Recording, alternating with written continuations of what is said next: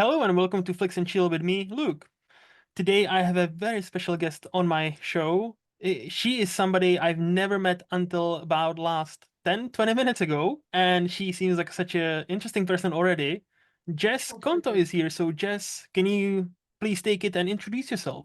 Hi, yeah, I'm probably best known on the internets and everything as being the wife of Shane. But I'm me. I have a lot of interests in ADHD, so I like a lot of stuff. I like You how might be that's your able to, introduction. I have a lot of interest yeah, and ADHD. yeah. I mean, I guess I could say like I'm weirdly intense. I've gotten that feedback before. Mm-hmm. Although I'm just a big old goofy goober here. But yeah, I like movies. Obviously, I never thought of myself as a cinephile until one day Mm-hmm. Shane was like, he had me do my top 10. He's like, wow, you're like a well viewed, that's a good cinephile. I was like, oh, that's so sweet. Thank you. And that's how I really, had the idea to invite you here because there'll be like a really it's gonna be about you, but it's gonna be only mention of Shane because I thought of well, I knew you guys watch a lot of movies together because obviously I talk to Shane a lot. And because of that, I was like, I feel like just would be fun, you know, for this show as well, because not only she's her own person, but she also watches a lot of movies. So it's not like, you know, I watch 10 movies a year, so like it's it's much more like a variety. So I'm like, okay, and you've gladly accepted. So I again thank you so much for being here. So let's get into you minus Shane. Even though I do like Shane, but this is all about you. Good dude. So, what makes Jess Jess? Um, I'm gonna say a dash of childhood trauma. I so I really love movies like Hmm. Onward actually, which I feel like underrated Pixar film. I Okay. mean, it came out at a weird time, Yeah. but it really captured the like early childhood loss thing, and it was really like you don't see that represented a lot. I don't know if it's Hmm. I mean a lot of people lose their parents early, but Hmm. a smaller proportion of us don't remember our parents at all. Okay. So a little dash of that, little dash of early childhood loss. I'm pretty vocal about having ADHD and OCD, Hmm. and I'm coming to terms with like what that means in terms of it being a part of me. Because sometimes I struggle with that, especially with Shane. Shane does not have ADHD. Sometimes I'm like, oh, look at Mr. Neurotypical over here. But I'm thinking a lot about how like that makes me me. Like I Yeah. sometimes I wish I didn't because it's like, man, folding the laundry is not that hard. Just do Mm. it. Hmm. And yet I don't, or I can't. But I'm also like, yeah, I wouldn't be me. Like I have a lot of hobbies. Hmm. I have currently into crochet. Okay. So which I've done since I was like 16 or 17. I don't remember. But I crochet, knit, cross stitch, quilt, sew, by hand and by machine. Hmm. I do a little bit of everything. Um, Okay. Okay. So I really enjoyed that. I like problem solving with that too. I'm getting to the point in crochet where I can like improv stuff, which is very Hmm. exciting. Hmm. We have three cats. It's gotta be part of my personality, right? Childless cat lady. Topical. One of them, yeah, but it's been made that way. Hmm. But have we have three cats. And Hmm. they occupy more time than they probably should, but that's fun. And otherwise, Shane and we play Pokemon Go, pretty fun. Okay. And we watch a lot of movies. Which compared to him, I never thought of myself as like a prolific movie viewer, Hmm. like film enthusiast. Because compared to Shane, like he Compared to Shane, watches so I'm not a many. movie person. I Compared to know that's Shane, why like I'm nobody. Compared to you cannot compare yourself no, to your husband because that's I know, but it took a while for me to realize that. yeah. Um, but I do love film. Hmm. So I'm pretty enthusiastic about that. And otherwise, I just pick up random hobbies. Like for a while, I was into piracy because my family used to visit North Carolina and the Outer Banks all the time. So like I had a Okay. pirate phase. I had a Western phase where I like really read intensely about westward expansion and like what the West was really like. And I do still like Westerns. Hmm. Hmm. Shane probably mentioned it. So yeah, that's in a nutshell, that's me. I work with kids, which is a lot Okay. of fun. I have so Um, many questions. Like, yeah. so first of all, you said crocheting and stuff like that. So what was the largest thing you've crocheted, so far? Or Oh quilted? boy. Oh man. Well, the quilts, Mm-hmm. whenever I jump in a new craft hobby, I jump in feet first, which Mm-hmm. I wouldn't necessarily recommend because it took me 10 years to learn how to knit because I was so frustrated I couldn't pick it up like that. Okay. Until one thing, someone I got knitting, I didn't get purling, and Shane and I's boss, which is where we met, Kendall was like, "Oh, purling is just knitting backwards." I'm like, "Oh my God." So then I figured it out. Uh-huh. The biggest thing is I'm currently working on, well, quilting. I made a full-size quilt for my mom because my mom Nice. always loved quilts. My Mm-hmm. mom and I are very close, and she's like, "Ooh, you're into quilting? Mm-hmm. Should get into quilting. You're sewing." I started sewing masks over COVID. Mm-hmm. Overcoming my deep set fear of sewing machines. That's but I made a really big quilt for my mom, and it's not my best work. She loved it, bless her heart. She Mm-hmm. loves it. She's like, it's great. Yeah. Um, I'm looking at it, I'm like, oh God, there's puckers here, there's this over here. I didn't wash it, I didn't do this right. Mm-hmm. But I made that, and then I'm currently crocheting for Shane and I's second anniversary. It's the cotton anniversary, and I went way too overambitious and tried to crochet a corner to corner Lord of the Rings quilt. Oh, Um, nice. yeah, I don't have it's downstairs, but it's a lot. I blew way past the deadline of May. It's currently September, and Shane's like, "Do you think it'll be done for my birthday?" I'm like, "Sure, Maybe. yes." Maybe. Yeah, but I'm learning a lot. I mean, it was too ambitious. I never did corner to corner before. I never did a full size blanket before. Mm-hmm. I mean, not like that. So that's probably going to be the biggest thing after Shane. And But when I you tend to said, do oh, I don't know. anyway. I tend to do like plushies and stuff, small I stuff. see. I see. That is very cool, actually. When you said piracy, for a second there, I was like, you mean internet piracy? Like you on like torrents and like torrenting movies and TV shows? Way back in the day, um, I mean, back when we were talking about LimeWire and Kazaa and stuff, Mm-hmm. Mm-hmm. I wasn't permanent. I mean, I'm permanently online now, but I was permanently online as a younger Mm-hmm. person as well. Yeah, no, I mean like swashbuckling. They call the Outer Banks the graveyard of the Atlantic. So there's a lot of pirate wrecks, and they Mm. lean into that because they want your sweet, sweet tourism dollars. Yeah. So I just bought every book I could. I mean, I'm a geeky adult. I was a geeky kid. I just Mm-hmm. read about it and Captain Kidd and all that stuff. They hung out Yeah. in the Outer Banks because it was an easy way to hide Okay. Okay. and crash if you don't know what you're doing. And you've mentioned, so you said you've been vocal about having ADHD and like Mhm. OCD, and you've actually, and we talked before recording that you've been officially, not just TikTok diagnosed, but actually officially diagnosed last year. So Yep. how did that change your life? If it did. I mean, it was really, I know I've talked to a few of my friends because I have friends that are getting diagnosed with various psychiatric diagnoses at this point. It didn't Hmm. tell me anything I didn't already know, Yeah, yeah. but it was validating, because sometimes when I was younger, and I mentioned I was very close with my mom, but I had pretty bad OCD. I was germophobic. Hmm. So I used to like wash my hands till they bled. If I hugged my grandma, it got to the point where like if I hugged any of my family members, I didn't consider clean. I had to shower when I got home. Mm. Couldn't touch anything at a restaurant. Like it was bad. It didn't change anything that I knew, but my psychiatrist is great, and I am on medications now, which have really made it easier to control. So I think that's the biggest thing that changed. Is I used to Hmm. be very anti-med, and then I got to the point where I had a little mentee B and had to take some leave from work. Hmm. So that's really the biggest thing that happened. And I'm really lucky I got in with my psychiatrist because it's a mess to try to get in. Everybody's got wait lists. Yeah, yeah. And we have a service through my work that schedules appointments for you because we're all millennials and we hate to call people. They just texted me one day. We're like, hey, we got an appointment with this guy. Hmm. I'm like, yes. It was in like 2 days. I had 2 days notice. I'm like, yes, sweet. Nice. But yeah, it didn't really change anything. I forget that I have it sometimes until like, when I was leaving the house and I was just checking the lock repeatedly. My friend's like, oh, I get it. You got to make sure it's locked. And I was like, no, Kate, I have OCD. It wasn't a big deal. I just mentioned it. She was like, oh, okay. I'm like, oh man, did I not tell her that? Yeah, yeah.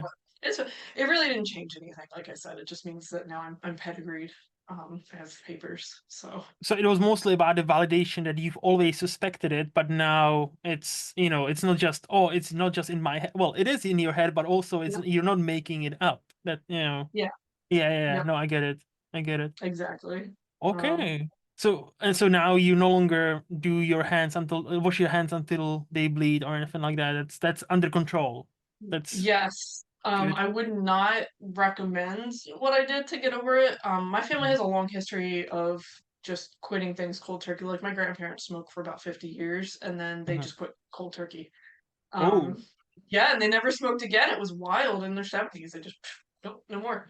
Um, I would recommend consulting with a professional. I went through like my own exposure therapy where if I felt like my hands were dirty, I just like put them in my mouth, which again I wouldn't Hmm. recommend. But yeah, no, I used to be pretty germophobic and I'm not anymore. I was just like, no, this controlled my life Hmm. for too long. It Hmm. ruined a long-term relationship that I was in, which turned out for the better, but Hmm. I just decided I didn't want to let it control me anymore. And I Damn, just that's kind of, like I said, put my hands in my mouth and I didn't die from scarlet fever or whatever I thought I was going to get. So, yeah, yeah. No, and I work good with for kids you. now. That's Yeah, true. thank you. That is true. Yeah, Like, I love working with kids, but they're always sticky. I'm like, why are you sticky? Why? yeah, like even though they have no reason to be, they somehow Yeah. always are. Yeah, it's a universal like kid thing once they're Hmm. I would say under 5, I'm just like, oh, I mean I still love them though, obviously, but Hmm. yeah, I don't think you could be germophobic and work with kids. I I was just thinking about it, like those two things, those two worlds do not match. Like because kids are notoriously not the cleanest of people because And they people are, in general, I mean, yes. people in general are gross. That's one thing I learned from having OCDs. Hmm. I mean, Yep. it's fine. We have skin for a reason. It's a barrier between us and the outside world. You know, we have immune systems. Sure we do. And we can wash our hands. So, what is the age range of the kids you work with? I work with kids from my caseload is I think my youngest is 5 to Hmm. 11. Okay, But we serve 3 to 11. So the okay, younger that's guys. pretty okay. That's pretty wide range. All right. Yeah, I feel like in special ed, that's what it tends to be. It tends to be Mm-hmm, like a 10-year range, just mm-hmm, because the specialized schools and like the private, nonprofit, whatever schools, the special ed schools tend to have it mm-hmm. grouped that way. How did you get into that? Like, how did you decide to, like, Oh boy. you woke up one day and like, you know what, this is what I want to do. Yeah, so my mom and most of my family members and friends were surprised that I was working with kids, which I took a little bit of offense to because I'm like, I'm not one of those people that's like, I love kids. I want to, let me Yeah. see, bring your kids to me. I want to, Mm-hmm. play with them and have good times. Because some people are like, oh my God, I love babies. I was never Yeah. like Yeah. that person. I never disliked kids. But one of my, so I went to college with Shane, for psychology, just general psychology, not realizing you can't really do anything with just a general psych degree. Mm-hmm. There was a program, they were opening the applied behavior analysis program, and the chair of the psych department was like, hey, do you want to join this? I'm like, sure, I have no other plans. So that's Mm-hmm. really how I got into it. People were surprised that I was working with kids, but I love it. They're a lot of fun, and I think it's just because I'm not. I have some coworkers who are super bubbly, enthusiastic, like, "Hey, buddy, how you doing? Let's Mm-hmm. come over here." And like, that's just not my personality. But it works because my coworkers can be that way, and I can be like, "Hey, dude, what's up?" I didn't realize how much I say "What's up, man?" until one of my kids started repeating it to me, and I was like, "I do say that a lot, don't I?" And they started like imitating my eyebrows. So I'm like, "Hey, what's up, man?" So they'll humble you quick. Children, you can't take it Oh, personal. oh, they But do. They have no filter, especially that kind of age range you mentioned, like yeah, 5 to 11 or 3 to 11. Those yeah. are the like rawest of the road, like people. They still have like little to no filter. So yeah, Yeah. if you want to know whether you are, I don't know, beautiful or maybe slightly overweight or maybe slightly too skinny, just Oh yeah. walk into pass by some children and they'll let you know like quickly. Oh yeah. Oh yeah. 1000%. I had a kid. Shane and I were together before, broke up for a little bit, got back together. During the first breakup, I was still a teaching assistant in a classroom, and I came in. and I knew I didn't look good. One of the kids that looked at me and was like, "Miss Jess, you look like shit." And I was like, "I do, Damn. buddy. I do." And one of the other kids was like, "Ooh, what happened?" I was like, "Went through a breakup, man." And he was just like, "Ooh, awkward." I said, "Yep." So they'll humble you. You know what I Very good. appreciate? You talk to kids like you talk to adults, like, oh, Yeah. you just had a breakup, man. Yeah, that's my mom. My mom will say like kids have always liked me, which I always attribute it to being tall. I'm 5'10". Mm-hmm. So I'm fairly tall for a woman, like super tall. But I mean, I look like an ogre in my class pictures. I'm huge compared to the other kids. My mom, I always figured it was just like, oh, they followed the tallest one, like jail Uh-huh. rules. You go with Yeah. the biggest person. Um, but that's the one thing that I've heard from a lot of people's feedback I get is that I don't infantilize kids, and I feel and like I meet them many on their level. Yeah, I feel like many kids I do appreciate that because, like, especially nowadays, well, look, I don't chill with many kids, I'll say that, but I feel like even like my sister has two kids, 8 and 5, 6. I always forget the other one's age. But yeah, I feel like sometimes they appreciate me for not talking to them like they were kids, and they're actually Yeah. trying to engage with them. And my sister's always like, they are kids, they don't know that, and I'm like.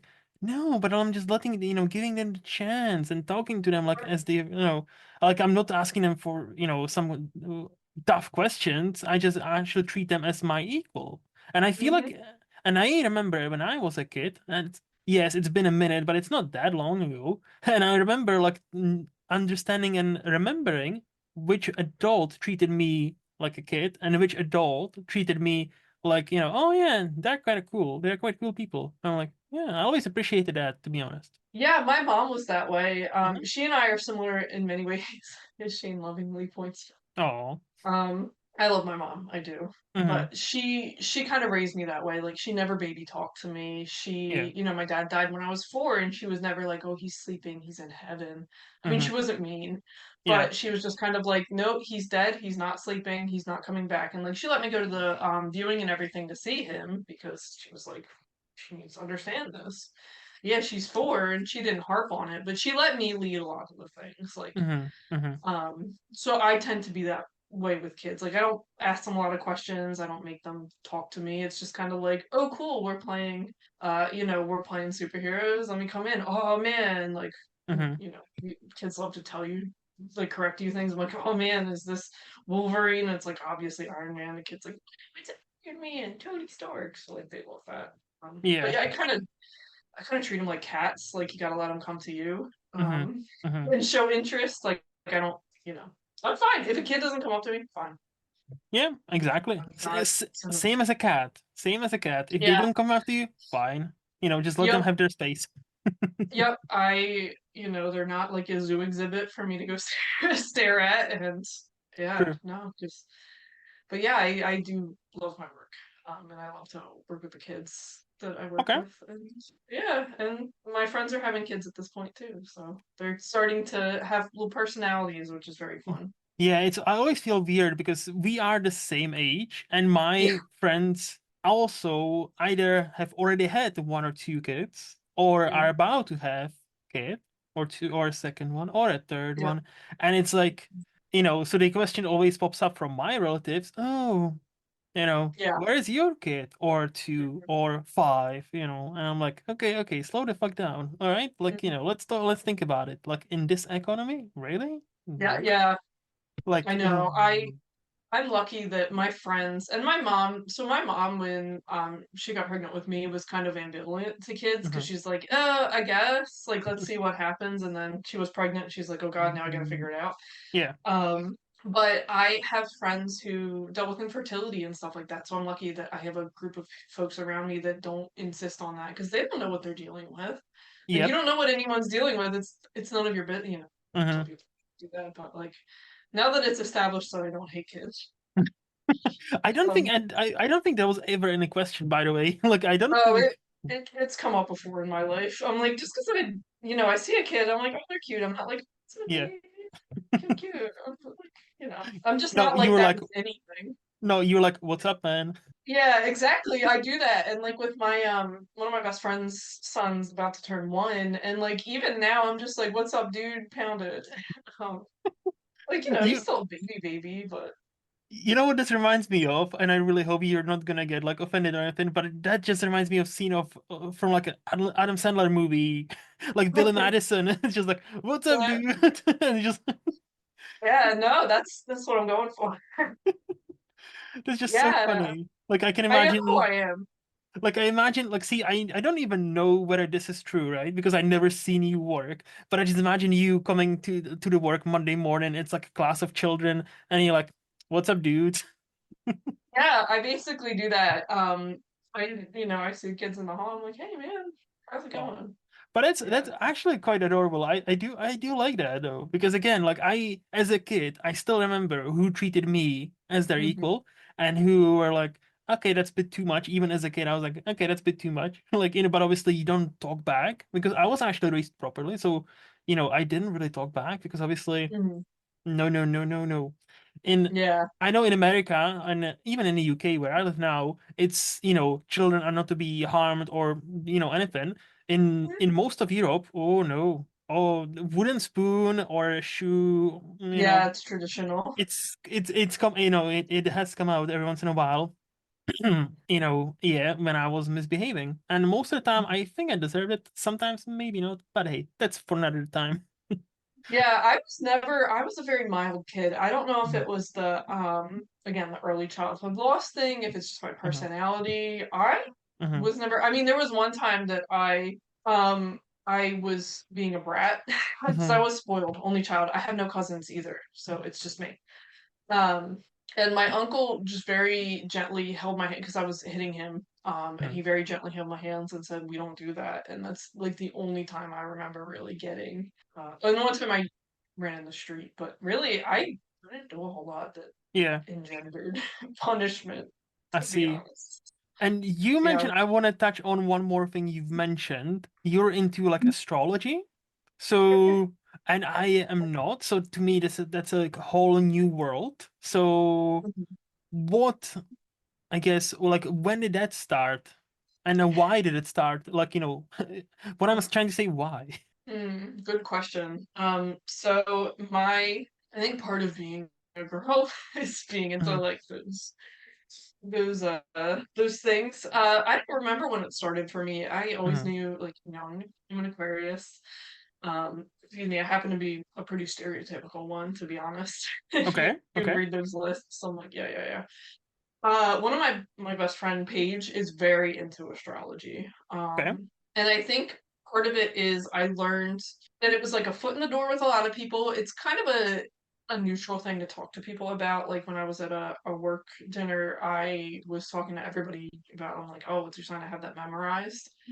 Um, really, honestly, it's just fun because like any astrology description, you could pick out pieces that are like you. Mm-hmm, It's like, oh mm-hmm, yeah, I relate to this, maybe not this so much. Like Shane is a Scorpio, not a great Scorpio. In a lot of ways, they're supposed to be like secretive and intense and vengeful stuff like that. mm-hmm. He's not really. I mean, he can be intense, but if you look deep into anybody's birth chart, you're gonna find stuff that makes sense for them.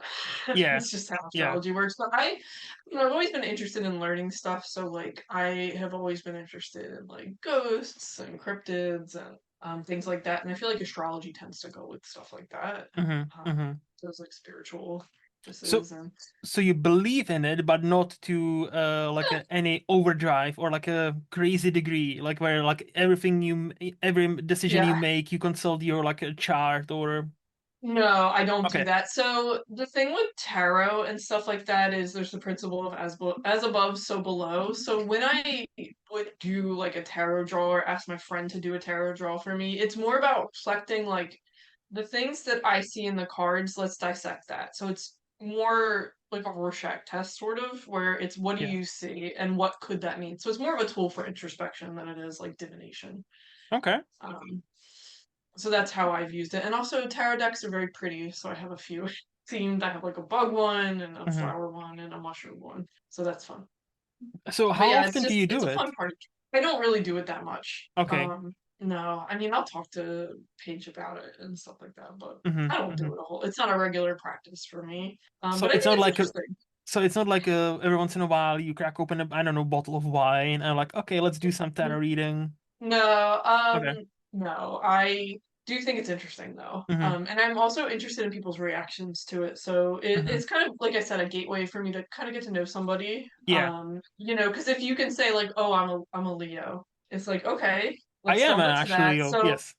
yeah, so that's what I mean. Like, let's delve into that. Leos tend to be very gregarious and outspoken and things like that. So like let's delve into that and how much somebody associates with their sign kind of tell me a little bit about their personality. Okay. So and people like Mm. talking about themselves, so it's a good rapport builder. That's yeah. That's kind of what this podcast is about, for people to talk about themselves. So that's a great thing. Excuse me. Yeah, that's what I use it for. Yeah. Yeah, it's Okay. also again a shortcut. If I say I'm a stereotypical Aquarius, what does that tell you about me? If you know anything about astrology, it'll tell you a lot.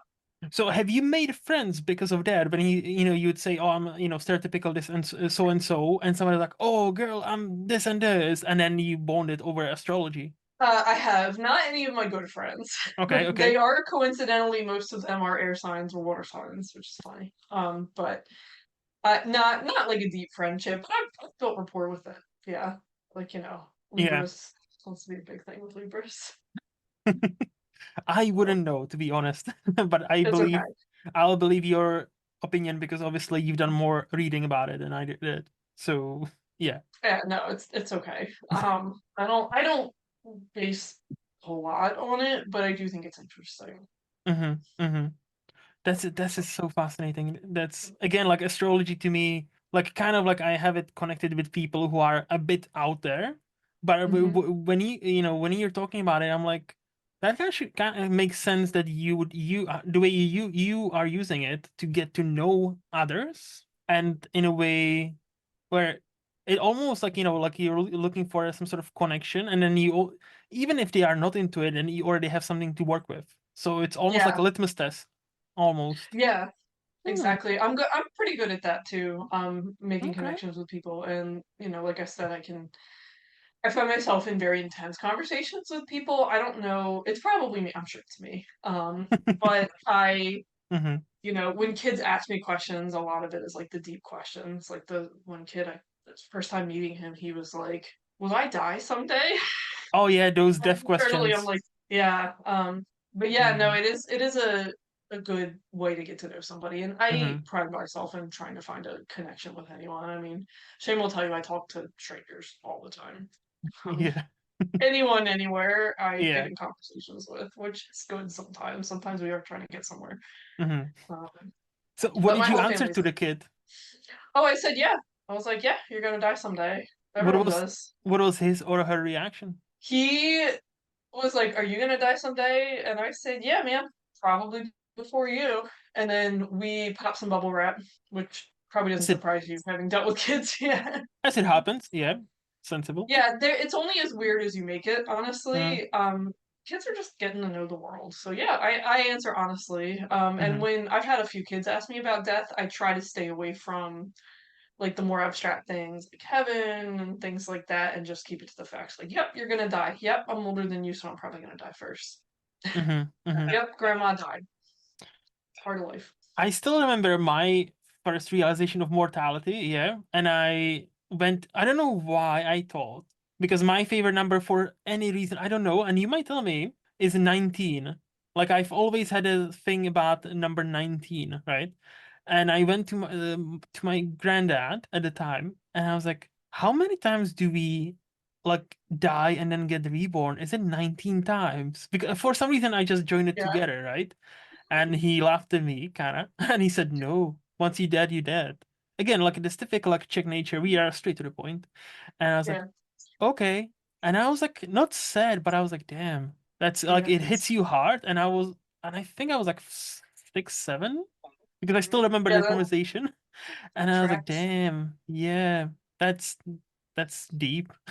And I didn't Yep. know what to do with that information that day, really. Yeah, I mean, kids are like that. They deal with stuff, honestly. Like You know, it's matter of fact for them. It's concrete.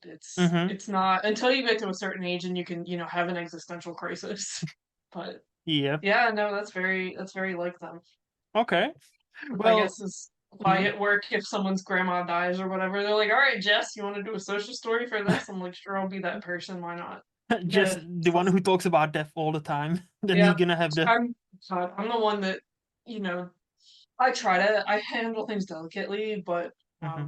yeah, I'm one who has to have hard conversations. And part of it is an experience thing. I've been in Yeah. the field for 10 years now, but Hmm. part of it is definitely like, I can be unattached and unemotional Hmm. sometimes. I mean, And later I'll cry about it in the shower, but at the hmm time.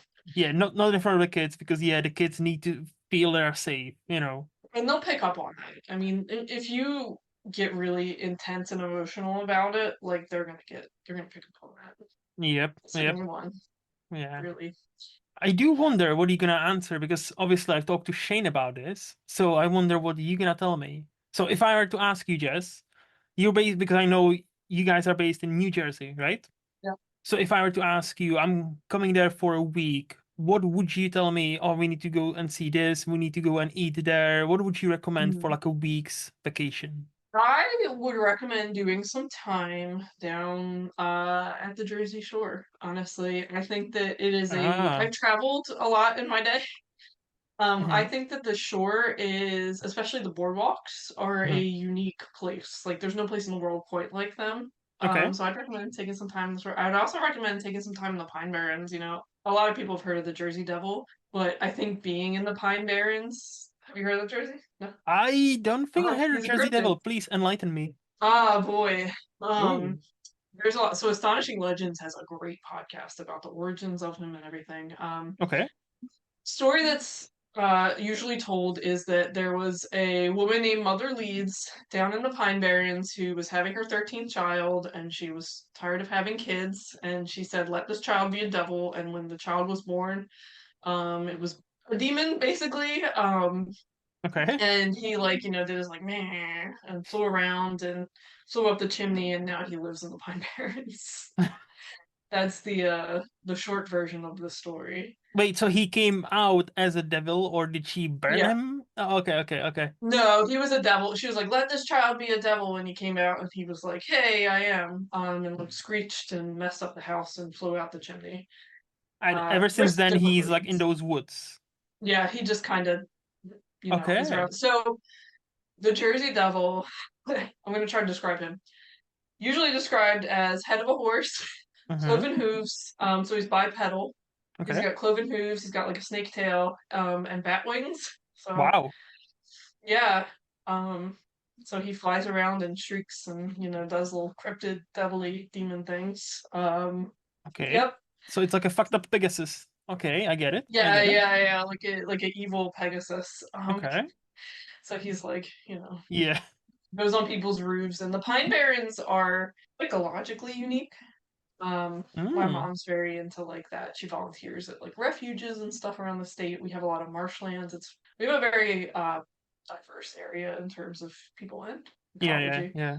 But yeah, I would recommend being in the Pine Barrens because when there's a lot of stuff you ever want to read about the Jersey Devil. I think being there I mean, it's desolate. It's in the middle of the most densely populated state in the Union. Um, Okay. so that's Jersey. That's South Jersey. I'm from South Jersey, so I'm a little biased towards that. But we have other places too. Like there's a place where you can wade in a river and dig for dinosaur fossils. I'd Oh, recommend that. North Jersey, go to a North Jersey boardwalk, like Seaside, as opposed to Ocean City or Wildwood. Those are different places. We're also in between Philadelphia and New York City. So you can microdose the two types of Italians we have. You can go there. The other stuff, honestly, in terms of food, I recommend you just order a pork roll, egg, and cheese sandwich bagel. Pork roll, egg, okay. and cheese on a bagel. That's like the most quintessential Jersey. Any specific place? No, honestly, try to find a small mom and pop diner. I Mm-hmm. mean, Mm-hmm. diners are an institution in Jersey, but small mom and pop breakfast place. We have this one place. I forget what I think it's just called like Pa's Sandwiches or something. Pa's Deli near here that makes an excellent one. So just find a random tiny place. It's from like not Okay. even a big list. And cheesesteaks from Philly as well. There's a bunch of different cheesesteak places, not Pattergino's, but somewhere else. We Yeah. have donkeys around here. I hear it's good. I don't eat meat anymore, so Oh, so you just um, vegetarian? pescatarian. Yeah, Oh, I do pescat. eat fish and seafood. Yeah, So fish, yeah. So fish and seafood. Okay. Why? yeah, Can I pescat. ask why pescatarian and not like fully veggie? Mhm. I had a lot of health problems when I was younger. I Okay. had like I have a scar. You probably can't see it, but I had a scar where I had one of my parathyroids removed. But basically, I had a bunch of health issues, and Mm-hmm. um, I don't do moderation well. I'm kind of all or nothing. Mm-hmm. So I was eating way too much meat. And now I'm at the point where I don't really miss it. So I guess health reasons. Mm-hmm. But it's just the thing I do now. It's kind of a habit. But I eat fish just to get a little bit more nutrition so that Yeah, like I'm vitamins. not like sickly Mm-hmm. and sad. Yeah, yeah, yeah. Okay. Yeah, and I What? know you can get that on a vegetarian or vegan diet, but I'm very lazy. So and cooking for Shane and I, like Shane's not a pescatarian, but he does eat fish and stuff Yeah. like I mean he eats everything, but it's just easier to make like two salmon fillets as opposed to like a whole separate meal for both of us. Yeah. I was gonna ask. So, what's your favorite fish to go to? Like, to have? Is it salmon? Yes. I love the salmon skin that they have. Like, yeah, I love a good Oh, salmon skin, like the dried crispy bits. same. Um, Yes. yeah, it's great, right? I also love bonito flakes from, I get them from Japan or whatever. They're cheap to Okay. mail over here. I love bonito flakes on stuff. They're just Mm. they're amazing. I see you, woman of culture. I like it. Okay. I'm So. very epicurious. I love food from other. I was just talking about this yesterday with a friend of ours who's Italian and Lebanese. Mm-hmm. I found a recipe online from Lebanon, and I couldn't remember the name of it, and I still can't remember the name of it. Mm-hmm. But yeah, I love. That's another thing you bond with people over is food. So Yeah. I'm very epicurious. I like a lot of different foods. I'm willing to try things at least once.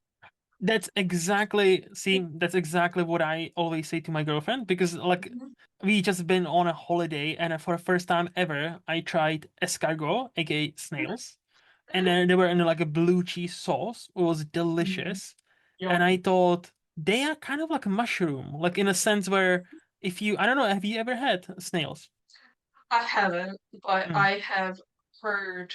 My aunt had several French pen pals, so she went over there and also hosted her hmm. French families here as well. So she had told me a little bit. See, like, and I don't know, maybe my taste buds are just totally fucked up or anything. But like, I said to my girlfriend because she wouldn't try it. She's not as adventurous, and I'm like, if I were to like blindfold you and tell you this is a mushroom, you would believe me because there's like literally no difference. There's like like slightly like maybe almost like meatier mushrooms, like a denser mushroom, Mhm. but it's like it doesn't Foraged have actually, so I any. get what Yeah, yeah. so like, exactly. So and there was a delicious, and again the blue cheese sauce also very nice. Mm. So like, no, I definitely would have it again. Yeah, I've heard that it tastes like whatever you cook it in, it just absorbs the Yeah, flavor. yeah, it doesn't have any like distinct or like taste or even aftertaste. Like sometimes you have something and then it like hits you after, and it's like, oh, Yeah, that's either not pleasant or no nice or very pleasant. And that's this one is just no, it just kind of is or exists, and I'm like, okay, I can dig it. yeah, I would try it. I mean, if I can ever get back to France, I'd definitely try it. See, it wasn't actually in France, which is the funny bit. It wasn't. Ah, It wasn't in France. No, it was so funny. It's just like a random. But no, yeah. But they just had it on the menu. I'm like, absolutely. okay, Yeah, why not? exactly. Yeah, that's one of the things about this area too, is we have a lot of different cuisines that we can try, which is great. Yeah. I mean, I didn't realize until I started traveling to other states that I was like, not a Hmm. whole lot here. It's kind of meat and potatoes. See, what about you? And before we go any further, what about you and traveling? Because I know Shane calls himself the Hobbit, where he would love to stay Beautiful. home and he doesn't do traveling and like or but what about you and traveling? I traveled extensively when I was younger. Okay. So I have been to Europe, Australia, Japan. I Mm. have been to a lot of different states, but not, I haven't gone to the States as much as I went abroad. Hmm. The only place I've been to twice was Ireland, which I still love and would Nice. go back again. I have been to Nice. Scotland. We spent one day in Edinburgh, which was not enough, but the whole trip was kind of a disaster. That's a story for another time. But I see. um, no, my mom traveled a lot when she was younger too. She went to London and France and everything. Hmm. And for me, Australia, my maternal grandfather had served in the Pacific during World War II, Okay. and he spoke very fondly. I never met him, but he spoke fondly to my mom about Australia, so that was on the bucket list just because I wanted to see, what's the hype about. But I like going to, similar to getting to know different people. I like going to different places and seeing different Hmm. things. I love Maine, which I feel like a lot of people love Maine. Okay. Um, and I did love the UK when I went there in Ireland. It's nice getting to know different people and being gregarious. I was at one point fluent in French. I'm not really anymore, Hmm. Hmm. which is sad. Yeah, that. But yeah, I miss traveling, but it's so expensive now, and I don't have the PTO really. It's Yeah, like, exhausting. well, yeah, you Americans are kind of like a double fucked because, like, Yeah, A, it's expensive, and B, many jobs don't really give you much time off, if any, especially like yeah, paid. yeah. Like, and I'm like, what? Like, It's that's because bizarre. we would rather have money in general than time off. Mm, They did a survey I remember reading about when I was in undergrad about surveying Europeans versus Americans about would you rather have more time off or more money? And a lot of Americans would say money, but I'd be curious now post COVID because I know a lot of I was gonna people have ask changed it. when did they do the survey? Because I know like it's starting to shift with younger Hmm. people, and Yep. especially like again like yeah, I don't know about post-COVID, but like because of the internet, Yeah. suddenly like everybody in America can see, oh, so we can have 4 weeks paid vacation, and Mhm. the economy will not go to fuck. Ah, interesting, interesting. Yeah, I think COVID really changed a lot because it was like, I Because that saw was the somebody say, American okay, dream, doesn't it? That was the American yeah, kind of like you don't take any holiday, maximum like 1 week or 1 week a year, and then like you the travel and you do everything once you retire, right? Like you save money, and then you're the happy retiree who's like traveling to Europe and all that. yeah, no, it's shifted, which is Mm-hmm. kind of nice. But it's also a little nihilistic, I think. Mm-hmm. It's not just, oh, this will be, it's fun, I should do it for today. It's more like I might die tomorrow, so I should do this. I think I'm I getting a little more doomsday scenario. Yeah. See, you say nihilistic, I say pragmatic. Yeah, I mean, it could be. I think being an American 2024, it's hard not to be a little pessimistic about stuff. I'm trying not to really hard. Why? What's going on up there? Like I don't know. Oh God. It's, I say to Shane, like the art of compromise, I feel like it's dead. Mm, And I it's think that's part of the reason why I'm a good diplomat is because I can compromise. I I'm not see. always good at it being an only child, but yeah, it's hard to keep going. Sometimes, honestly, meds are doing a heavy lifting here for me, but yeah, I think that's part of it. Is it's just like, oh, we might not ever get to retire, so we might as well do this now. Hmm. I think that's the shift too. So, But I do out of miss all the traveling. places you've been to, just yourself, right? What was your Mhm. favorite? Japan. I love Ah, Japan. They don't even say weeaboo anymore. It was a hmm. pejorative term when I was younger. Ja- Kids these days will never suffer like I suffered. Yes. But no, yeah, no, everybody gets fine to like anime. But I love Japan. My favorite places that I've been are the places that are different to where I grew up. And Japan was, I mean, Russia was different, but not in a good way. Oh yeah. Um, I mean, it was a beautiful country and the people were friendly once you get past the fact that they're all very stern looking, but that's a cultural thing. Anyway, Yes. I'm sure you know better than I do, that Americans are very loud and Hmm. gregarious. But I loved Japan. It was very different from where I was. We went to an onsen, which was really cool. It was neat to be there. Like everything was so different from where I grew up that I just was fascinated by it. Where did you go exactly in Japan? Tokyo? We started in Osaka, Okay. and then we kind of traveled up to Tokyo. We ended in Tokyo. So Nice. east coast of Japan, yeah. And we did Kyoto. We went to Hiroshima. I stayed with the family for a few days. They were great. And then we ended in Tokyo. We did get to go to Harajuku, which was very exciting for me. But I found that I liked. We stopped in can't remember. It's famous for green tea, and we looked at like green tea and how they Hmm. harvest it, and how it's stored. We went to a traditional tea ceremony.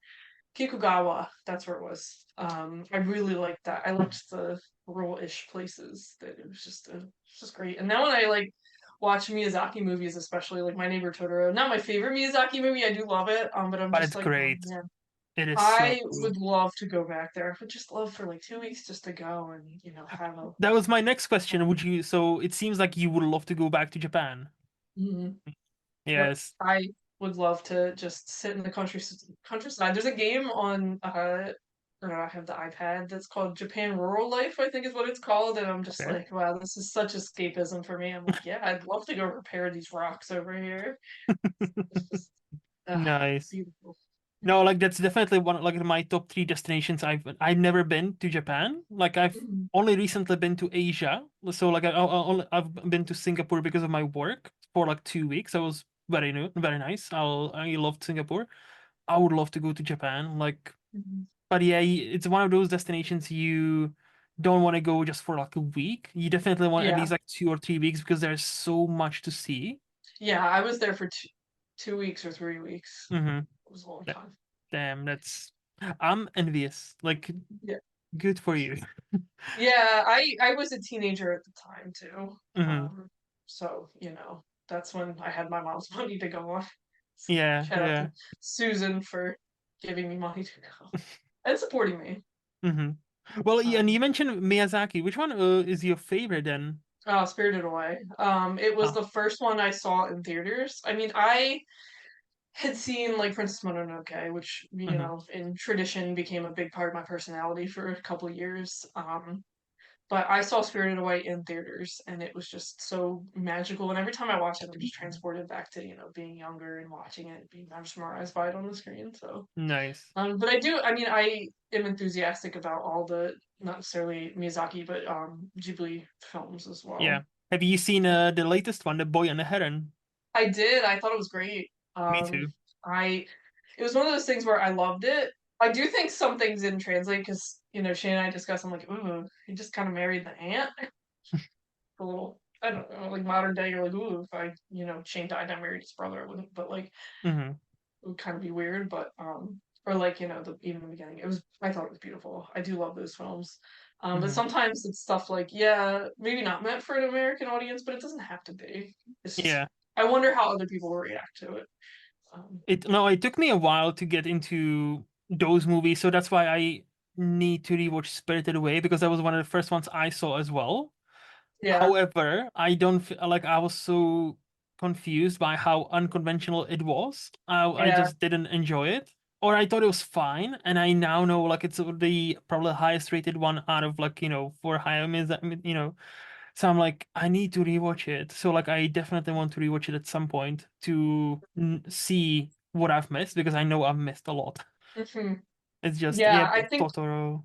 Yeah, just having those backgrounds helps. mm-hmm, Or like mm-hmm. knowing certain Yeah. like French movies. I spent a lot of time learning French. I mean, in America we don't really learn second languages, which I think is a huge disservice. Mm-hmm, But my French teacher in high school made sure we went over like the different stuff in French and like we read stuff in the original language. That she would explain, this is what this means, this is the mm-hmm. French sensibilities and the sense of humor, like this is more of a thing. Um, Yeah. Maybe Titan is still a little inaccessible for me, but You watched that movie? Have you seen it? yeah, yep. That's a movie, all right. It's one of the movies of all time, yeah. It is. Um, yep. I'm trying to think of the other movies that I watched. I'm like, this is aggressively French. Like Have Amelie. Have you seen from the same director? Have you seen her first movie, Raw? No, I haven't seen it yet. I love that movie. Like Titan is like a bit out there, but I still loved it. But no, like Raw is genuinely like it took me by surprise. If you're fine with cannibalism, I would put it on. Yeah, Shane has it. I'm pretty sure he has it. I'm sitting in front of his It's a movie. Obviously, collection. Shane has it. Like, I suspect Shane owns every single movie that's ever been printed and probably watched it twice. Like, it's when it comes to movie related, like, I feel like Shane has it. Yes. Yeah, if it's worthy of having, here it is. Yes, that's the one. That's the Blu-ray. I Um, think that's the same Blu-ray I have because that movie, I remember watching it and I was like, damn, this is fascinating. This is fun. And then the end happens and I'm like, oh shit, I didn't yeah, expect that. I'm open to it.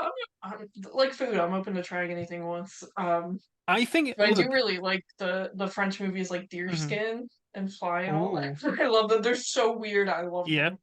No, I don't think Raw is as out there as Titan is. So I think it's Yeah, more like Titan's pretty. grounded. Yeah. Yeah, yeah. I'm willing to watch it. But it's just, yeah, it's about the base gist of it is there's this girl who enrolls in college, I want to say, or like a university, right? And discovers by accident that she enjoys human meat, right? So then it's kind of intertwined with like, growing up and like in discovering her yourself. And Kind of again, for. and the movie is brilliant even before the ending. And then as something happens at the end, and I'm like, oh. And where like American movie would go the next 20 minutes, that movie just ends. And I'm like, love it. Five out I of love five, that no though. questions. Just no Yeah, I'm questions. a big. I love like either hard endings where it's like a hard cut, or I love ambiguous endings. I know my best friend Paige hates them. She hates the ambiguity. Mhm. But I like it. I'm just like, haha, yeah. I feel like as long as you earn it, as long as that movie like earns it and Oh knows yeah, what it wants to say, like look, yeah, like American Werewolf in Paris is one of those that like it just ends, and I love yeah. it like it just ends. Like The yes, Sopranos yeah, comes to mind. They yes, earned it. The that's hard that. cut. So I was gonna say talk about a hard cut. Yes, that's one Yeah, of the it's hardest the that's ever hard been cut. Yeah, to the point yeah, where people called to their provider yeah, whether there was some sort of power cut or something. yeah. I know, and it's an in joke too. I know they reference that in BoJack Horseman. Or like a Family Guy. This is not Yeah, Sopranos. He cannot just cut in the middle of and cut. deal with it. Yeah, I know. People like ambiguity, but I'm fine with it. Yeah, Sit with it. Feel uncomfortable about it. exactly. Well, with that, I think we can move to the this or that game where I'll give you two options and you tell me which one would you prefer and why. Okay. So, Jess, iOS or Android? I have iOS. Okay. I'm one of those people. I'm just invested in it. hmm But I have Android as well. I think each has their purpose. For every day, iOS is pretty intuitive to me, but for like customizability and app development, I think Android. So it depends. Exactly. In between. Yeah. No. Pretty much. Pretty much. So, but you have iPhone. I do. I Fair. have iPhone, iPad. I have an Apple Mhm. Watch that's not charged. Um, they make it. They do a great job marketing and making sure it's seamless to integrate with all of it, but kind of a pain in the ass to It's so go across platforms. Exactly. It's so funny because like that's exactly like my girlfriend. I'm Android and she is all in on iOS on Apple because Mhm. she as It's exactly as easier. you. She has iPhone, iPad, Apple Watch. She Yep. has Apple headphones, like Yeah. all the Apple stuff, and Yep. they do integrate very well with each other. But yeah, the moment you want to step outside of that bubble, it's just, Yeah. ooh, how do you do that? Yeah. It's not good for customizability unless you're No. like very tech savvy and jailbreak it. But Or well, yeah, or now, every new update, they introduce something. I always love this. Like Apple introduces something that's been on Android for the last six yep. years, and like brand new feature. You Yeah. can do this, and everybody on Apple, yay! And everybody on Android, welcome to 2013. How can we help? Yeah. I really love the USB. What is it? The USB-C Yep. port. I love that flexibility now because now I'm like, this is great. All the stuff is on the same cord. Love And that. you know why they did it. Yeah, the EU put the regulations in, and they were like, yeah, Exactly. They it's would have about been money. banned. They would have been banned from selling it in the EU. So like they literally had to Oh, be yeah. forced to do Mhm. it. And then like we have, and that's one of the selling points in the latest one. Oh, it's a USB. Oh, everything is USB-C now. It's all great. Mhm. And I'm like, you cheeky cunts. Honestly, I know. like I I like know. they're just like smart, but also cheeky. Yeah. Oh, I mean, it's capitalism. They don't do it until they have Well, to, until it's worth it to do. How well, it they is. were the first ever $1 trillion company, didn't it? Like Mhm. shortly followed by Amazon after. But they Mhm. were the first of ever in the history of mankind. $1 trillion. Yeah, I know, and every new feature they come out with, like you said, I just know it's because they want to retain customers or get new Yeah. customers. Like I'm not under any, hmm assumptions it's for the betterment of their customers or whatever. No, I know Yep. it's. But yeah, Get it. I tend to iOS Fair, fair. TV shows or movies? movies. I don't know what it is about TV shows. I tend to rewatch the same ones. It's like comfort food to me. So I watch like Unsolved Mysteries. Love that. I Um, was just gonna ask, so what's your comfort TV shows you like to rewatch? Unsolved uns- Mystery. yeah, unsolved mysteries for sure. But movies, I just watch more movies. It's really just simple as that. Fair. Tea or coffee? Ooh, depends. Mm-hmm. Coffee gets me up in the morning, but I love a good quality tea or coffee. I have Mm-hmm. many varieties of tea, Mm-hmm. and I have an electric kettle, which, as an American, was a real fancy upgrade for me. Oh, nice. So, yeah, we don't really have electric kettles a lot, but now we do. So I do have a lot of varieties of tea. So it depends on my mood. Depends on if I'm serving people, because I have instant coffee. It's like it's sacrilege. I know it's sacrilege, but I wake up as late as I can to get out the door on time. So I have Mhm. coffee concentrate that I just kind of adulterate with a lot of cream and Okay, okay. milk. Yes, but And if you're out and about, what would be your coffee? Let's say you're out and about and then you would want a hit of coffee. What's your coffee order? I love an affogato, which Oh, nice. yeah, there's a place near us that serves imported gelato and makes affogatos with imported gelato and imported espresso beans. So that's what I go for. And for those of you who don't know what affogato is, it's a simple shot of espresso over ice cream or gelato. Yeah, Mm, so it is very delicious, I'll say. I had quite a few with a nice. There's a Scottish brand called Mackey's, a very nice ice cream. And if you put, some lovely espresso beans over it, oh yeah, it's a dessert. It's a very nice like treat. okay. Yeah, Hmm. it's not like I'm gonna wake up and have my daily No, affogato. no, no, no, no, no. That's no. I mean, you could, but no. Yeah, Yeah, in this economy.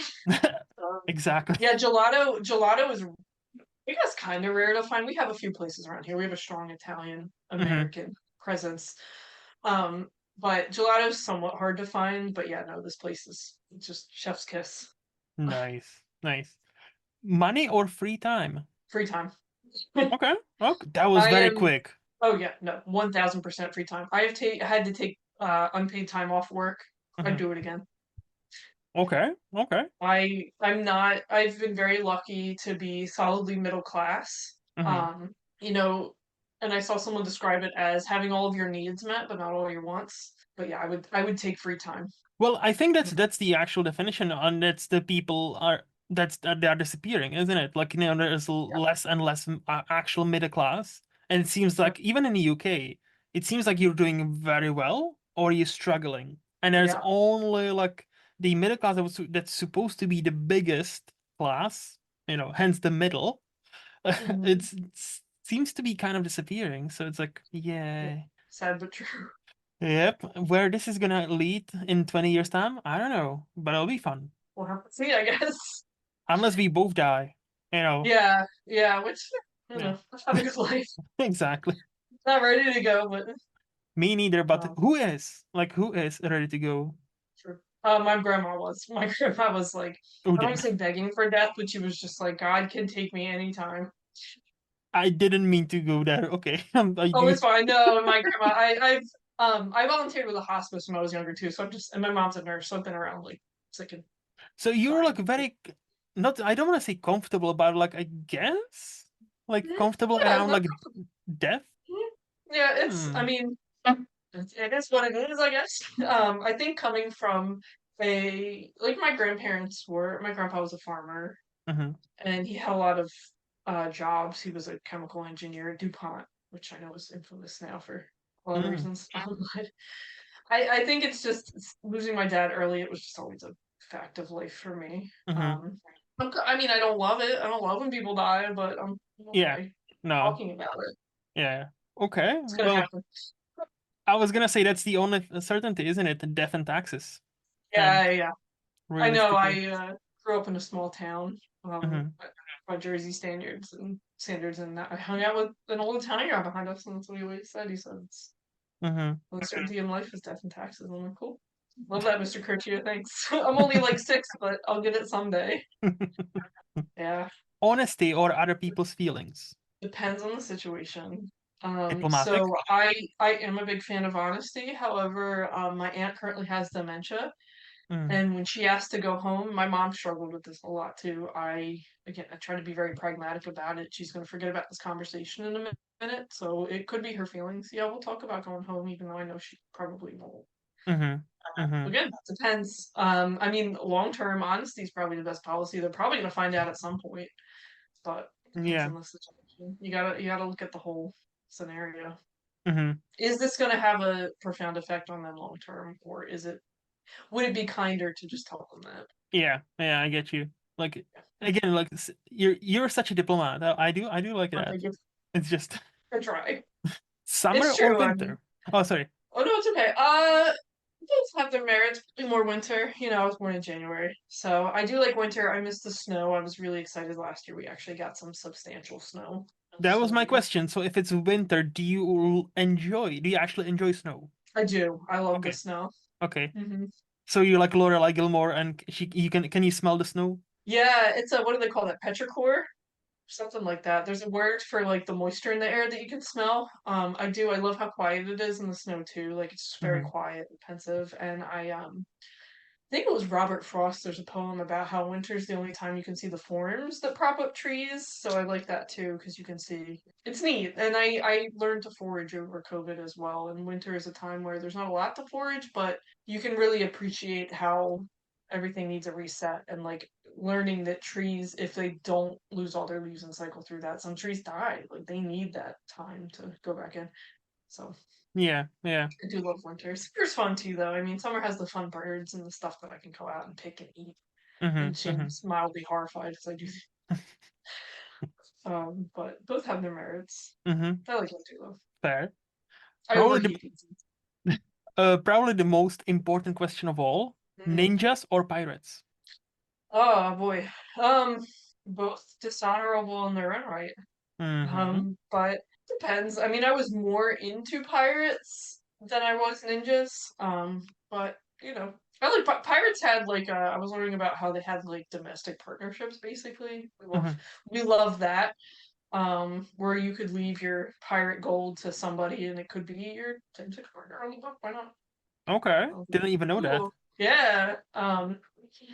And you know, there's a lot of interesting pirate lore too, and like privateers, if you want to count those, and how the crown was basically like, "Hey, can you stop pillaging our ships and just pillage Spanish ships instead? Here's your writ."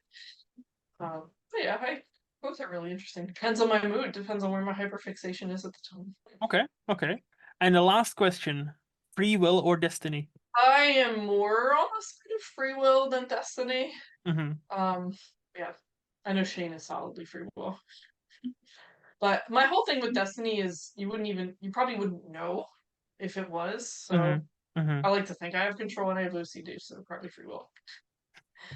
We So love you control. also like kind of like a more of free will, but kind of like maybe not skewed, but maybe there's some sort of destiny, maybe. Mhm.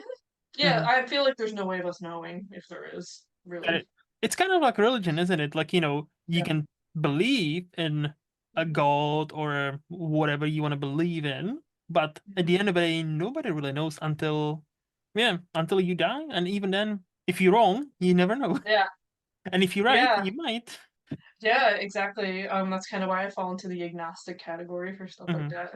I Hmm. think whatever's significant to you, as long as it doesn't hurt anybody else, whatever, man. Just do Yeah, whatever makes you happy and doesn't hurt other people.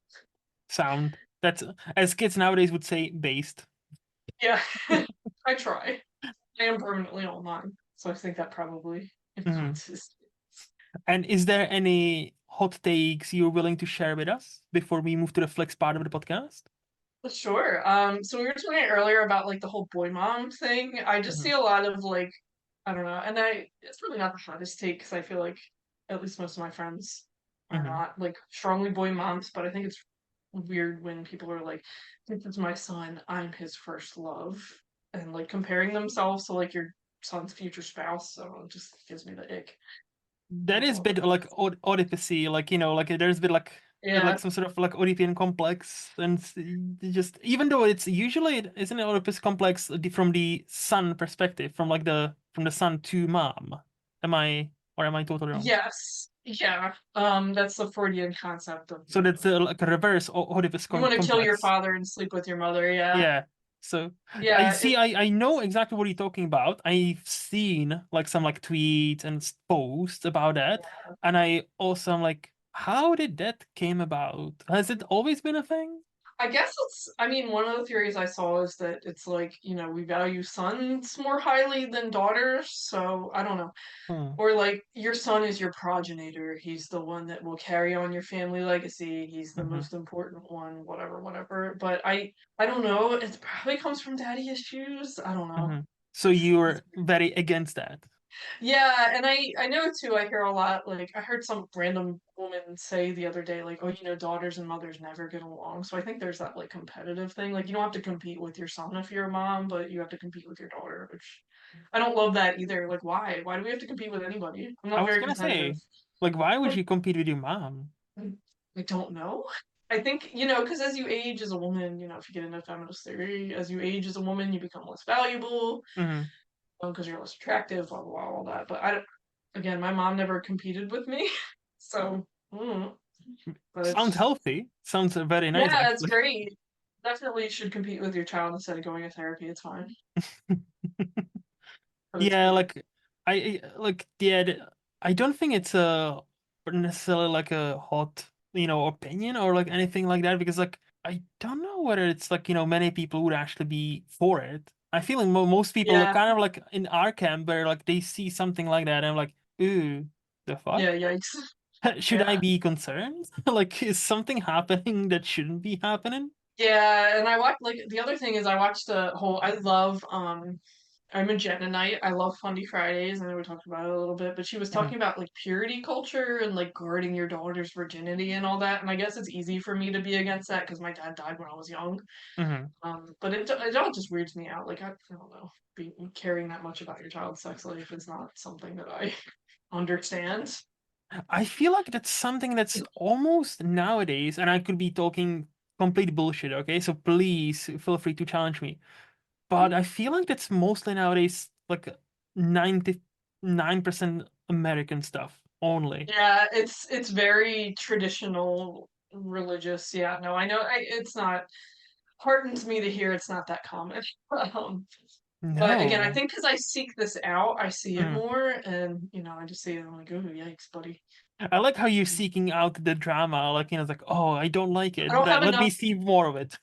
I know I don't have enough in my own life. I gotta like find it, and that's what I say to Shane. Shane says the same thing. He's like, "Do you really need to?" I'm like, "No, I don't need to do any of this, but like, it's more neutral to me that I'm not involved. Like, I can be more detached from it rather than stuff in Yeah, my own yeah. life." So That- that's probably it. yeah, that's uh, I again hard agree with you there that it is a bit bizarre. And by a bit I mean a lot. It's just Yeah, it I is. don't. Is there anything else before we move to the Flex part of the podcast? I'm pretty mild with stuff like that. Fair. Oh, yeah. No? All right. In that with that, we can move to the Flex part of the podcast where I'll ask you, Jess, what is the last new movie you would rate it 5 out of 5? And I'm for gonna get purpose of this podcast, anything 2020s. all right. So I saw Ghostlight. I really loved Ghostlight. I thought it was a beautiful film. Hmm. Um, so it would be Ghostlight. We saw it in theaters, which is very exciting. I was talking to Shane, like the way that I think of rating like 5 out of 5 is that Hmm. it's as objective as it can be, an objectively good movie. Because I love uh we'll get into this later, but I love schlock. So there's Okay. stuff that I like that I would not rate a 5 out of 5. So Go. So it's Ghost Ghostlight. Light. Yes, it was a beautiful film. It deals with loss. It deals with Oh. processing thing, intergenerational trauma. It ticks all my boxes. I love that stuff.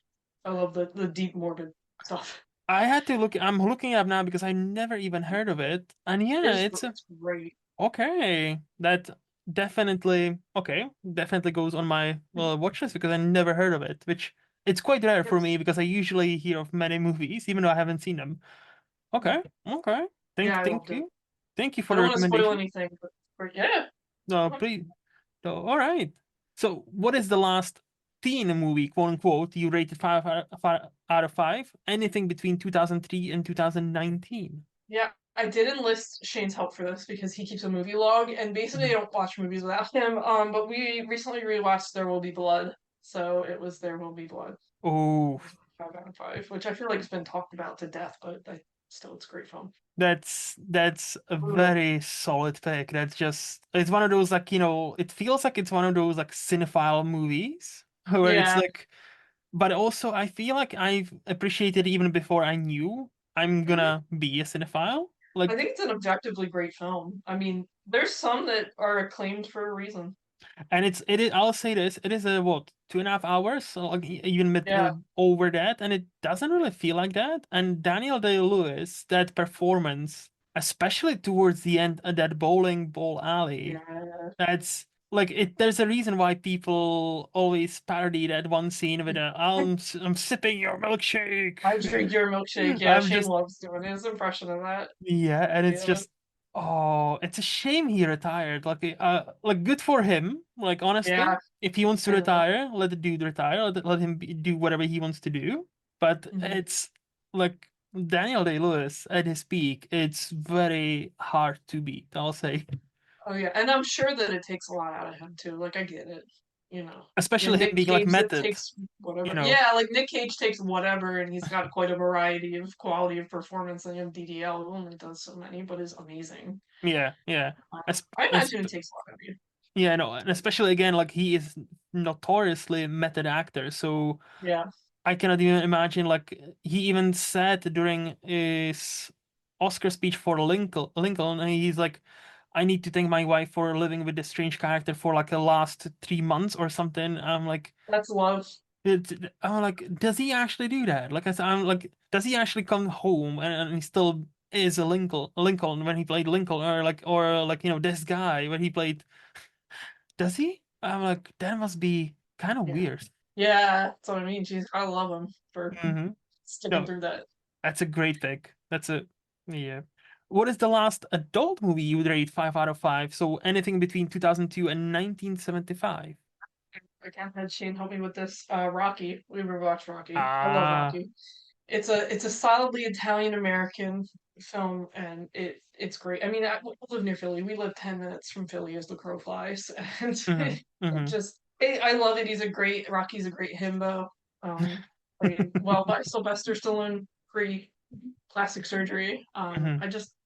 I love it. I think it's a great underdog tale, and it's the underdog tale to me, if you ask me to name one. I So think that's one of we're the looking. ultimate underdog tales. Yeah, Mhm. that's no So 100%. Have you visited those famous stairs in I Philadelphia? I've been to the art museum a few times. Yeah. Nice, nice. Yeah, they moved the statue. I don't know if you heard they moved the statue and people like rioted. Somebody mentioned that, like, yeah, I'm pretty sure on this podcast, somebody mentioned that they had to move it, or Yeah. I don't know if had to, but they moved it downstairs, and people were not keen on that.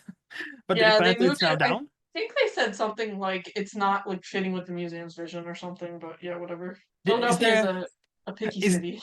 yeah? Is there a video of you like running down up those stairs just to a No, rocky music? I have asthma, so I'd Ah, probably die. You'd see me riding on the steps. Yeah, fair. but I have been there. No, fair, fair.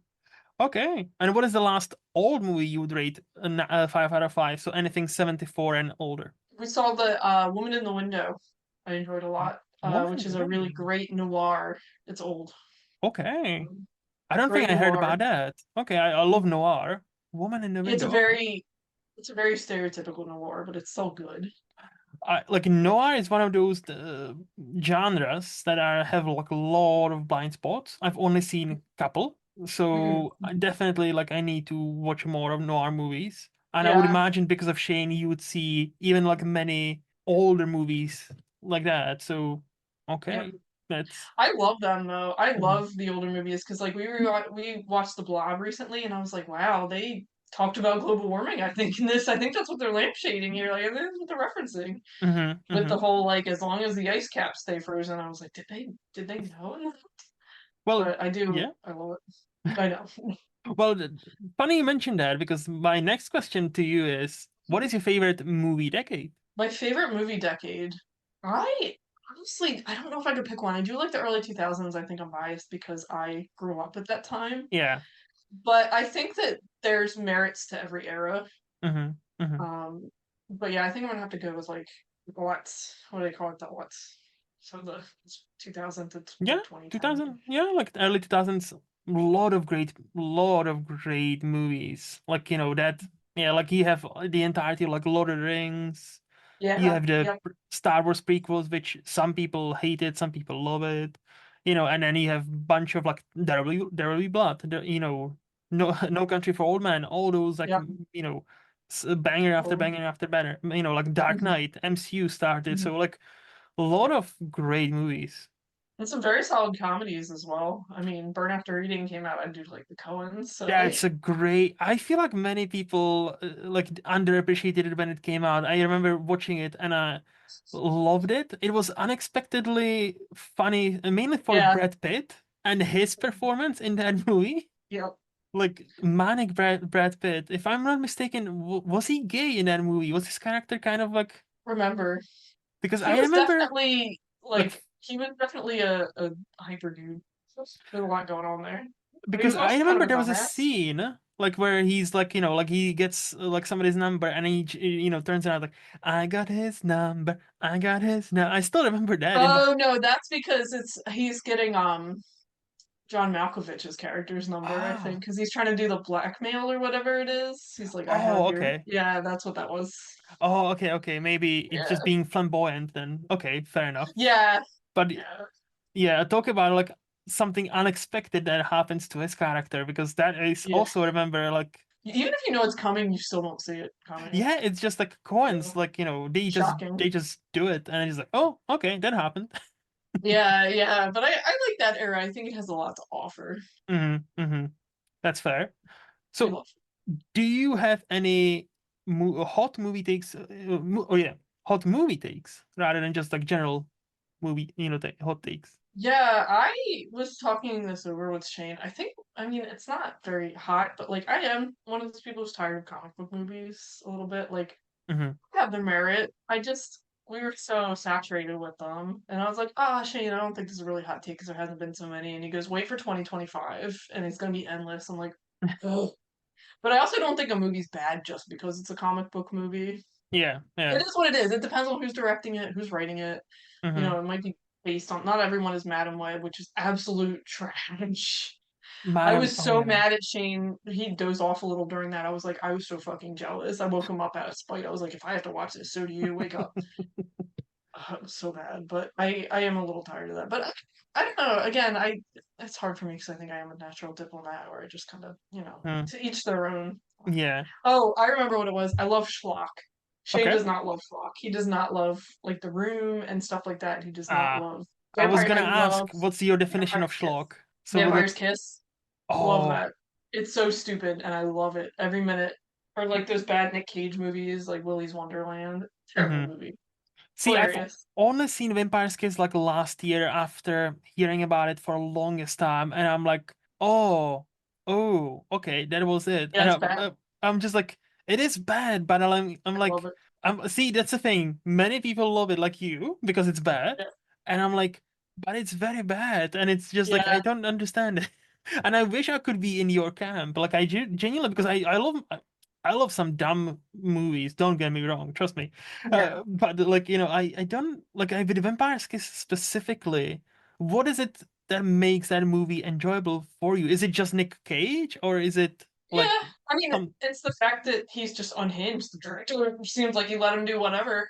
Like the whole him crying, like or the ABCD, like the alphabet the scene? guy with the psychiatrist, and she's just like begging for help with her eyes, or even the poor woman he's harassing at work. Like I do feel bad for her, but I think it's the fact that it's very like avant-garde, like the art movement. Like I get that too. Like I get that it's you're pushing the boundaries Hmm. of what's considered film, even if that's not what you intended to do and it's just a bad movie. It makes me laugh. Like it's just so stupid. I Yeah. love it. I'm No, not that. gonna contend that it's a good movie. It's not, Hmm. but it is fun. Hmm. And so you're one of those people who can also enjoy The Room. Yeah, yeah, I can. Yep. Have Or you like we ever watched. seen it on like during one of those like midnight screenings? Yeah, my friend and I went and they were really anti spoon throwing. Yeah, But that yeah, was the yeah. first time I saw it. I saw it in a theater with a bunch of other people and I was like, haha, I get it. It's just so stupid. It's like watching an alien try to write a script about what it's like to be human. Like Did M. Night Shyamalan dialogue. It's so bad. It's good. M Night definitely like? Oh yeah, see, there was a tweet. I don't know if you've seen it. There was a tweet about how somebody took a screenshot of this review from Letterboxd, and I was like, after this movie, I wonder if M Night has ever talked to Yeah, a living human being. And yeah, somebody that's exactly. but somebody took it, and I was like, and it kind of implied that this person is being racist, and I'm like, holy shit, how did we Oh, get there? Because like yeah, the yeah. tweet, No, I could see that because like would they say the same thing about a white writer? well, That's the because question. like somebody was because the somebody who wrote that tweet was like, oh, I wonder why people are not shitting on like David Lynch or this director, and I'm Yeah, like, David Lynch's dialogue's kind of weird too. I was like, but people shit on it a lot. As a David Lynch super fan who always will defend him, or most of the time will defend him. Like people, there are some people who genuinely don't like him. So I don't see the race thing. Like okay, but I'm Mhm. like, but Shyamalan. But it's the same kind of point. Shyamalan and Lynch, their dialogue, the dialogues they create are specifically to their world, to their movie. Yeah, You that's what I know, was gonna say. Is it fits the like Lynchian thing or yes, the M. Night and Shyamalan thing? or like you have you seen Trap yet? No, not Oh, yet. that's a good I heard movie. it's kind of silly. I heard it's funny. I have the same complaint as many. Basically, the first two thirds are great, and you're like, oh, how he's gonna do it, what he's gonna do, what he's gonna do now. And then the last third, he kind of becomes a ninja, Hmm. where I'm like, Yeah, okay, there's no way without giving anything away, there's no way this is possible. There's no way, and it like breaks you in a way where it's like, yeah, okay, like even the movie sometimes cuts, and they're like, oh yeah, they have to cut because there's no way he could have done this otherwise. yeah, yeah. They suspend your disbelief too much. It breaks your Yes. immersion or whatever they say. Yeah, I'm fine with stuff like George Lucas. I know people complain about the dialogue too. Yeah, I Or get it, but whatever. again, It's fun. I don't again, care. it's as a prequel defender because I grew up watching them. I grew up, that was my Star Wars. I now can appreciate that they're flawed, but Yeah, the overarching like narrative was actually, and everything George created was great. yeah, He just should have been the bigger person to admit, okay, I kind of my dialogue is not the greatest. Let me yeah. invite a screenwriter that could actually write a proper like lines. Yep. Know your weakness. Just yeah, like play to your strengths, man. Like Yep. that was the only thing. Yeah. Any Yep. other so besides the comic book movies, anything else? No, that's about it. Just again the schlock thing, but Fair, you know, fair. it just comes down to people like what they like. Yeah. Did you, by the way, before we move any forward, did you enjoy Deadpool and Wolverine, or was that even? I did. I thought it was fun. I mean, I wasn't expecting Casablanca, and it Yeah, wasn't Casablanca, and I was like, it's gonna be a stupid fun time, and I did. Had fun with it. I definitely was stupid fun time. I liked it too. Yeah. So with that, I think we can move to the underrated part of this podcast, where I'll ask you, Jess, who do you think is the most underrated actor we have right now? I am biased because I love him, but I was talking so Shane. I love Brendan Gleeson, and I feel like I never hear anyone talk about what great an actor he is. But I really enjoy him. I love him in Bruges. I love him in Paddington 2. I loved him in Banshees of Inisherin. I just think he's a great actor. And she suggested or not Will Ferrell, Colin Farrell too. Yeah. And I do really like Colin Farrell, but I think he's starting to get more hmm attention for stuff. So I'm gonna go with Brendan Gleeson. I just love him. He just seems like he'd be a nice guy. No, Brandon, like, and again, he's from, if I'm not mistaken, he is actually Irish. Like, Yeah, and he seems like, yeah, like he is sneaky great, and he's been sneaky great for at least a decade. Like, yeah. yeah, he's like, yeah, Banshees.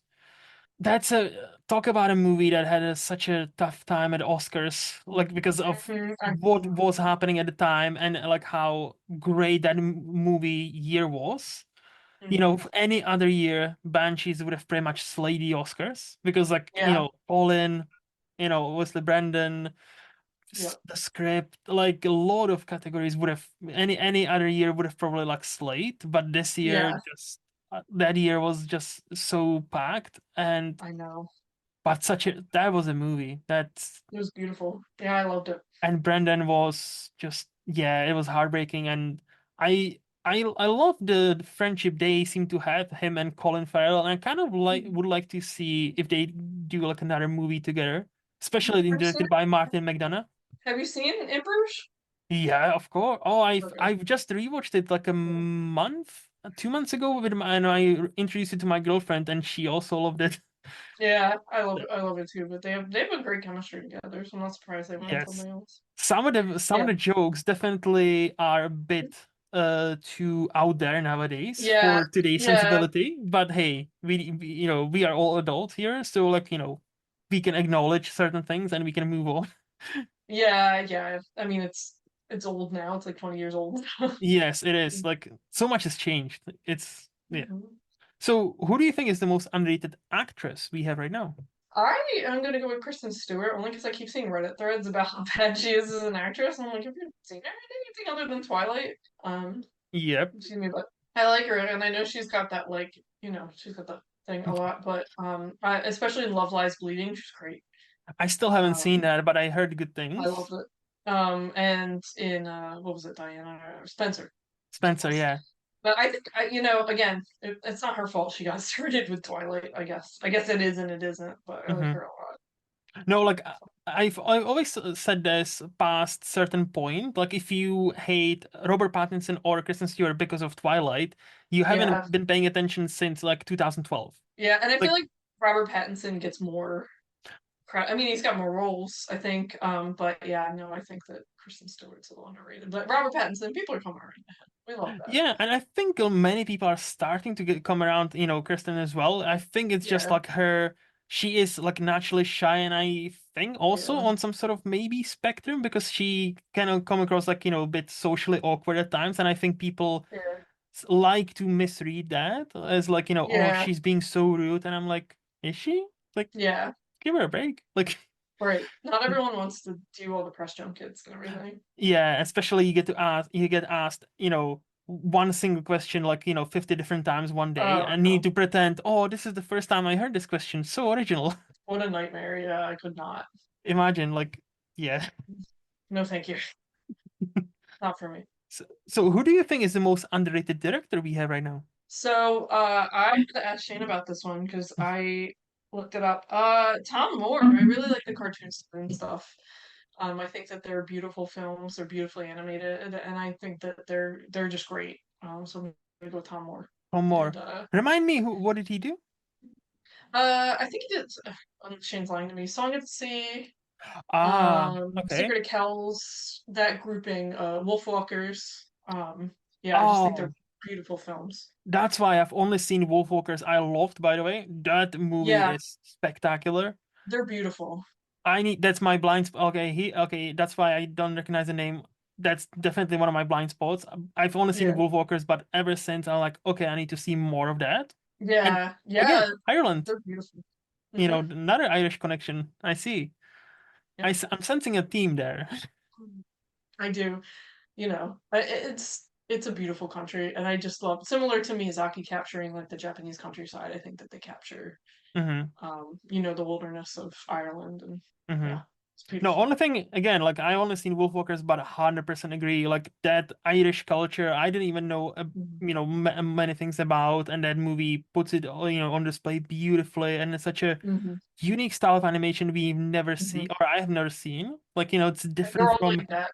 yeah, exactly. It's different from Pixar. It's different from Disney. It's different from even Miyazaki, like from the like anime style.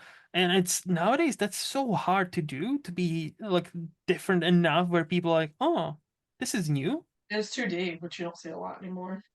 That's the other thing. It's just like 2D is if done well, and to be fair, if Mhm. like nowadays if done even like it's Oh, spectacular. It's oh just yeah, so beautiful. I Okay. agree. I love Tom I Moore. know the next one is can be a bit hard because there are so many movies, but do you have one or two you would consider like underrated and people wouldn't need to know about them? Well, I'm biased because it's my favorite movie, but True Grit from 2010. We were talking about tough years. I think Yep. No Country for Old Men came out, and There Will Be Blood came out, and I hear people talk about True Grit, but mostly older white dudes. Um, but I think that it's a great film and it has its merits, and I think Hmm. it deserves a little attention. If it hadn't come out in 2010, it probably would have gotten more. And But introduced us to Haley Stanfield. That's Yes, and she's great in it. oh no, she like She's that's how I was like, oh, this girl, I think she'll become somebody. And she's still kicking around. She's part of yeah, MCU, so obviously she's done well for herself. No, yeah, true. yeah. And Jeff Bridges, have you seen the original with John Wayne? I don't like it as much. I'm not a Me big John neither. Wayne fan. Yeah, no, he's John Wayne in it. He's not Rooster Cogburn, but I'm biased because Jeff Bridges is my favorite actor. So The dude. he's a swaggering drunken mess like that, and that's how Rooster Cogburn is in the books. So I love Did the you book as well. did you see him being in a Zoom chat for Kamala? It's like there was like a Zoom No, call, the dudes for Kamala, and some I love that. and there were like 100 or 50,000, 100,000 men at the same time, right? And No, somebody he took the spot and was like, well, as one famous dude, I'm definitely for Kamala, and it was just like, that's Jeff fucking Bridges. I'm like, yeah, that's cool. I like Jeff Bridges a lot. I found out that his grandkids call him dude. Like they don't call him grandpa or papa or whatever. It's dude. I love that. But I do love Jeff Bridges. He just seems like a sweet man. Oh yeah. But I love him as Rooster Cogburn too, because again, he's a swaggering drunken idiot. Like he's falling over himself. But I do love True Grit. And I loved how he finally got his Oscar for Crazy Heart. Yeah, Like I was so happy. I was rooting for him, and I was so happy because that year, like when it came out, I felt like many people kind of dismissed it, and I'm like, that's a great movie, though. It's such a nice little movie, and yeah. it's We saw him in Starman. Even he's great in Starman. I mean, it mhm, seems like an alien. Sure, why not? exactly. It's again, but it's the dude. Like he is so good. Like yeah, Mhm. fair. Love him. And what about some underrated TV shows you would like to shout out? I'm gonna give a shout out because I'm so mad it got canceled to the Big Door Prize. Mm, I am so upset it got canceled. Like I rarely have that visceral reaction. But it is a high concept, beautiful TV show that it's complex. It really gets into the characters. I love it. I don't know why it was canceled. I guess ratings, but bring it back, Apple. Please. what was the name? The Big Door Prize. It's an Apple show. Yeah.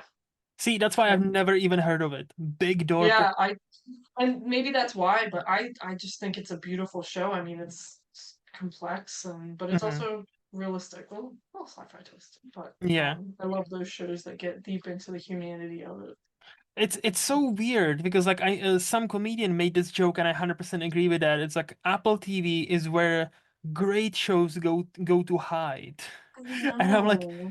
because I've heard so many people or from few people who have Apple subscription that their especially TV shows are like banger after banger after banger after Yeah. banger. Oh Like yeah. it's but not many people talk about them, or there's only certain group of people who talk about them. And I then, like, know. they usually kind of like you said, like, there's the TV show I've never even heard of and it's already canceled. Yeah, I And know. It's sad. yeah, and I'm like, if it was on Netflix or like even like a Disney Plus or like Hulu or whatever in America, I feel like that would get a much bigger audience. Like, I don't Mhm. know. Like, I think we do have maybe one too many streaming services. Oh yeah, 1000% true. Just That because, that yeah. makes me so sad. Okay, But if so you can watch it, I'd recommend. what was the show about? Just give me like a brief synopsis because I genuinely have not never heard of it. Yeah, so it basically is about a small town and this mysterious machine, morpho machine pops up and the shtick with it is you sit in the machine and it analyzes your potential and gives you like one word. That's the first season. That's basically it. So Ooh. this whole small town is yeah, they all get it and it's about like we were talking about free will or destiny. Mm-hmm. um what is potential? Somebody gets like motorcycle or artist or whistler or liar. Like what do these things mean? Mm-hmm. So Okay. I'm trying to figure it out. I think like plan for maybe next year. I already talked to my girlfriend about it. We need to get an Apple subscription and like for Yeah, at least couple of months and try to binge on many things as possible because like there's so many.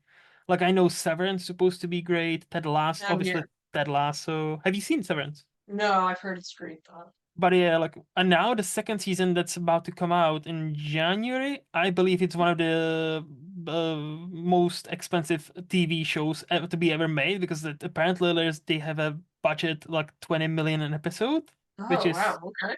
again, Okay. it's Apple. They have money to burn, but also I know the concept behind the show, and I'm like, well, it's basically in one office. So Yeah. are they spending 20 million on snacks or something? Like, I don't know. Yeah. Outfits maybe, isn't it like white collar? Maybe the I don't suits. know. I Mm, feel like there will be probably more to the second season than the first season, but again, I need to binge on first to even see the second one. But I'm very intrigued because Apple, like the movies, they're trying to win the Oscars, all the yeah. Oscars They're swinging for the after Coda. fences. Yeah. They definitely got the appetite, but the TV shows seems to be like Silo supposed to be another excellent one. Hmm. So yeah, Yeah. no. That's really the only one I've seen in recent times, but I do love it. And the Snoopy stuff. I watch the Peanuts stuff. Hmm. Silo has Rebecca Ferguson in it, doesn't it? Oh, I don't know. Okay, okay. I haven't seen it. Yeah. Oh, I thought you meant you watched Silo recently. Oh, sorry, I misheard. Oh no. It's another one that like I probably should see, but I haven't. Because I'm Mm. stuck watching YouTube videos about I don't know, obscure cryptids instead of watching TV. That's But fair. yeah. So, Jess, it's been a blast. Thank you so Mhm. much for agreeing to be here. And I've been asking you a bunch of questions, and you've been gracious enough to answer all of them. So, do appreciate it. So, before I let you go, let's flip the tables. Do you have any questions for me? Well, I think you've been engaging the whole Oh, time. You've been asking, whenever we have a question, you've been answering as well. So I don't know that I have any questions for you, but it has been very fun. Thank you. no, that's all I strive for. As long as you didn't suffer through it, that's all I can ask for, really. No, So, you're good. I think you're a good interviewer. oh, thank you. Yeah. That's just my side. Like that's just my not even a hobby. I just like to talk to people. Really. Same. I get it. Do you have any social media where if somebody was to follow you, is there any place? Um, no, not really. My Instagram's private, but Shane does frequently post, like if we're doing something together. Shane frequently posts, so I guess you can follow me on his.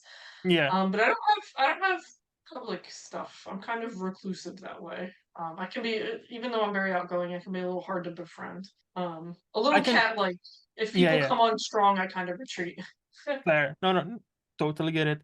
No, but I definitely recommend Wasteland Retrospective because every first Wednesday of every month, you and Shane Oh talk yeah, about two movies, and it's yeah. always fun.